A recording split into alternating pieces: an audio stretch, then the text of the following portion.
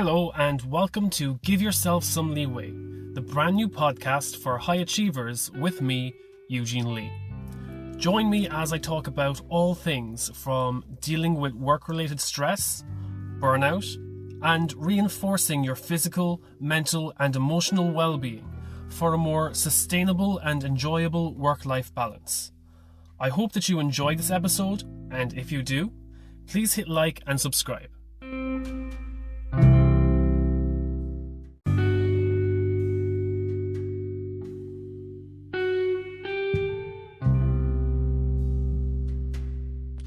So let's move on to what we'll be covering in this episode. So over the next few episodes, I'll be talking about the life-changing lessons that I've learned from my experience recovering from burnout and the unexpected journey it took me on. Now, I've learned an awful lot about burnout and about myself over these last few years on my burnout journey. For those of you new to my content, I initially burnt out back in 2019 with the onset of symptoms as far back as 2014, which should give you an idea of how early on you could identify symptoms of burnout to prevent it in the first place. But we'll get to that later on. So on this journey and the whole burnout recovery process, I've learned an awful lot about what burnout really is, what it means, how to recover, and I've also learned, amongst other things, just how isolating and alone it feels to go through the burnout recovery process. Yes, it can be raw, it can be uncomfortable, and it can make you question some of your core beliefs. But part of that process opens your mind and awareness to areas of your life where you probably didn't realize you were depriving yourself and those around you. So the aim of today's podcast is to share some of the things that I've learned in the hope that perhaps some of you might listen to this and recognize the symptoms within yourself and be able to do something about it. Or equally, some of you listening to this might find it helpful and avoid slipping into burnout in the first place. So if any of these things are achieved, then my work here is done.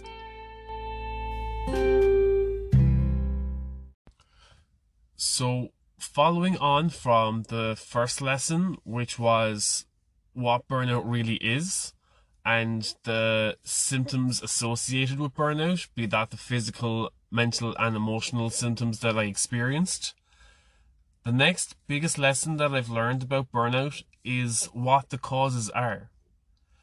Now, if we were to go back and review the WHO definition of burnout, you cannot have burnout without a prolonged and intense period of work-related stress. So, regardless of your own internal risk factors or predispositions, it cannot happen or develop without that stress at work. So, therefore, we cannot address burnout without first recognizing that our workplaces, be that in healthcare, industry, or office environments, we are currently working in a pressurized system. Now, I'm not going to get into the specifics with buzzwords and trigger warnings, but it is understandable why workplaces are like a pressure cooker at the moment. But the failure to recognize the stress, the effect this has on employees, the lack of proactive stress management or emphasis on physical and mental well-being could see the downfall of the workplace environment as we know it.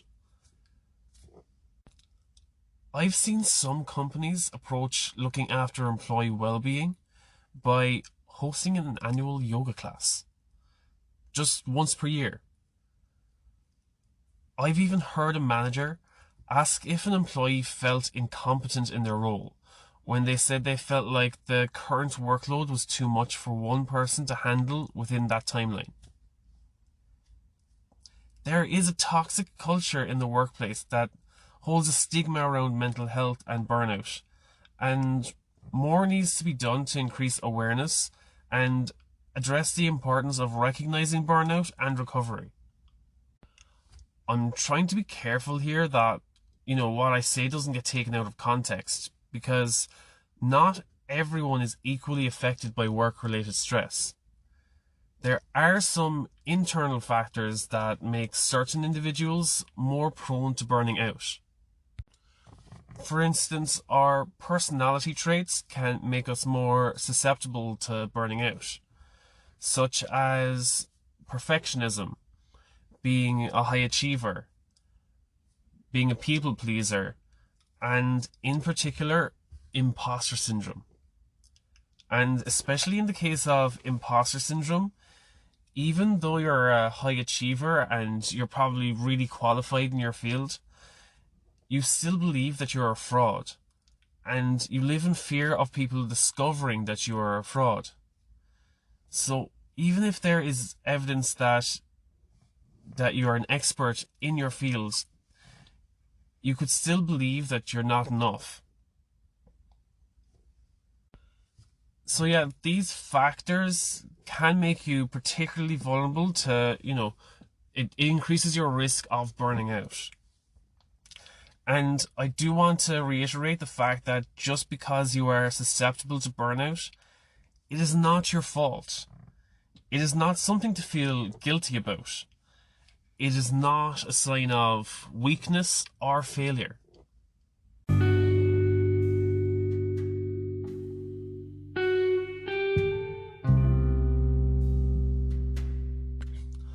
Well, I hope you liked this episode, and I hope you found it helpful. And if you did, subscribe to the show, because it makes sure that you don't miss out on new episodes. And it also helps me, because it increases the rankings of the show a little bit, which of course makes it a little more easily found by other people who may like it just as much as you. And if you didn't like this episode, or anything about the show in general, or if you have any ideas or suggestions, or just feedback that you want to share, shoot me an email, eugene@leeway.ie, and let me know what I could do better, or just what your thoughts are on what you'd like to see me do in the future. I read everything myself. I'm always looking for new ideas and constructive feedback. So thanks again for listening to this episode, and I hope to hear from you soon.